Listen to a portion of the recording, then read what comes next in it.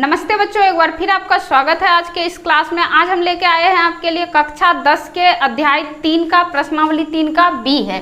प्रश्न संख्या हमारा 5 है। इस प्रश्न संख्या 5 में 6 सवाल दिया गया था। 3-3 करके हम 2 क्लास में इसको सॉल्व करेंगे। तो आइए देखते हैं कि सवाल क्या है। सवाल है कि निम्नलिखित द्विघातीय समीकरणों के विवेचक का मान निकालिए।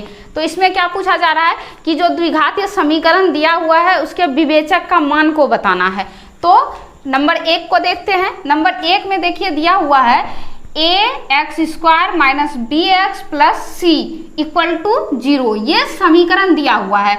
विवेचक बराबर हमारा क्या होता है? विवेचक बराबर हमारा सूत्र होता है b² माइनस 4ac।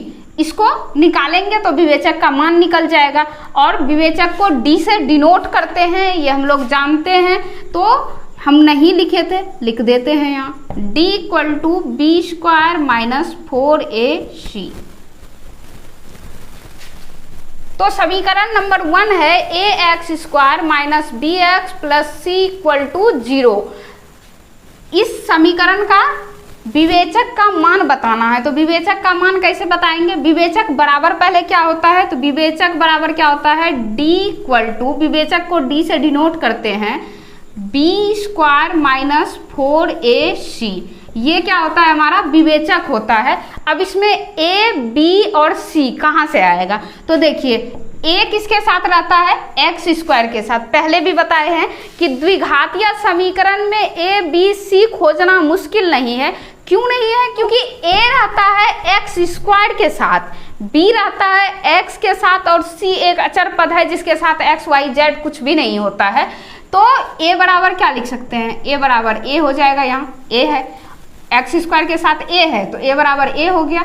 b बराबर क्या होगा? तो b के जगह पे भी b ही है, कोई संख्यात्मक मान नहीं दिया है तो b बराबर b है।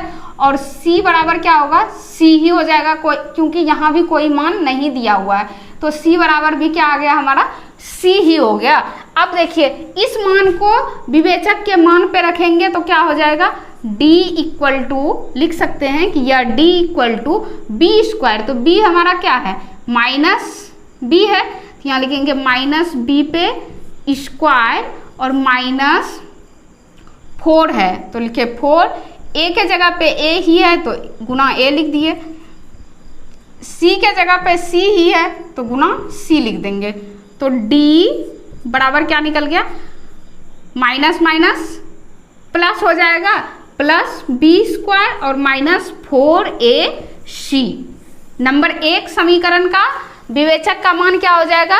b² minus 4ac। नंबर 2 में है x² minus 4x plus b equal to 0। तो इसमें भी a, b और c को पहले जानना जरूरी है, तभी हम विवेचक निकाल पाएंगे।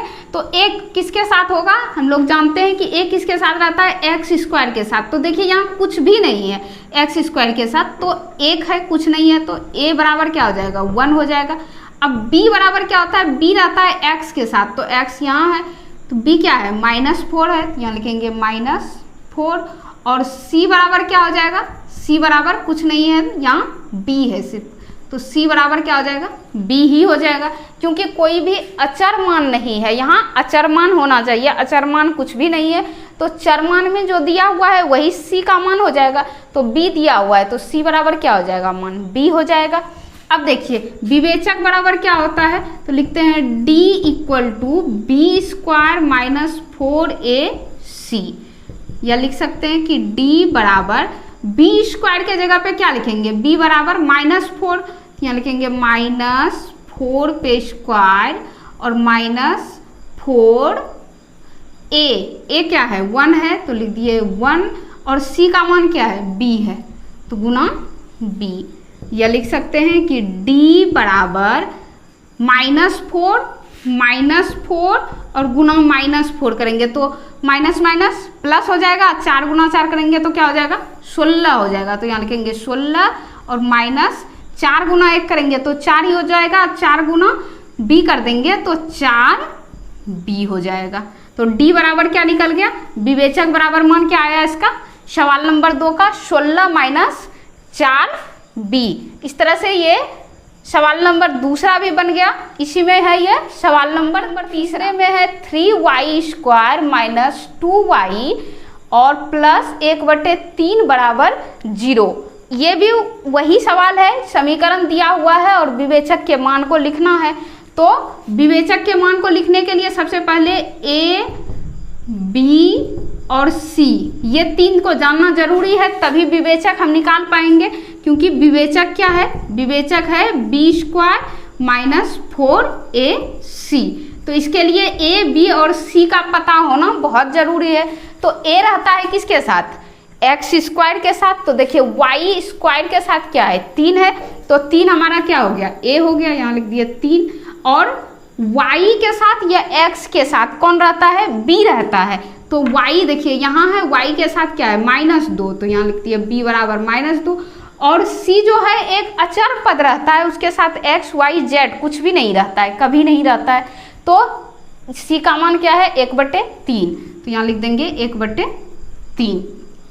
अब इस मान को इस सूत्र पे पुट करेंगे तो क्या हो जाएगा, b², तो -2 पे स्क्वायर और -4, a के जगह पे लिखेंगे 3 और b के जगह पे और c के जगह पे लिखेंगे 1/3 गुना 1/3। अब इसको ऐसे लिख सकते हैं, -2 पे स्क्वायर है तो -2 गुना -2 करेंगे तो क्या आ जाएगा, 4 हो जाएगा, +4 हो जाएगा, माइनस माइनस गुना होके प्लस बना देगा अपने आप को।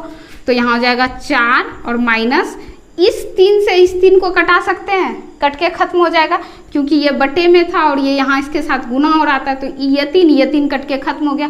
अब बचा क्या, 4 गुना 1, तो 4 गुना 1 करेंगे तो 4 ही हो जाएगा। तो 4 में 4 को घटाएंगे तो मान क्या हो जाएगा, 0 हो जाएगा। तो नंबर 3 में विवेचक का मान क्या निकल गया, हमारा 0 निकल गया। इस तरह से नंबर 1, 2 और 3 बनकर कंप्लीट हो गया। मुझे उम्मीद है कि आप इससे विवेचक के मान को निकालना बहुत अच्छे तरह से सीख गए होंगे। इसको समझने में अगर आपको कहीं कोई दिक्कत होता है तो आप मुझे कमेंट्स करके पूछ सकते हैं। इस तरह के और भी सवाल को सीखने के लिए आप हमारे साथ बने रहिए। इसी के साथ लेते हैं विदा, मिलते हैं अगले क्लास में, तब तक के लिए गुड बाय।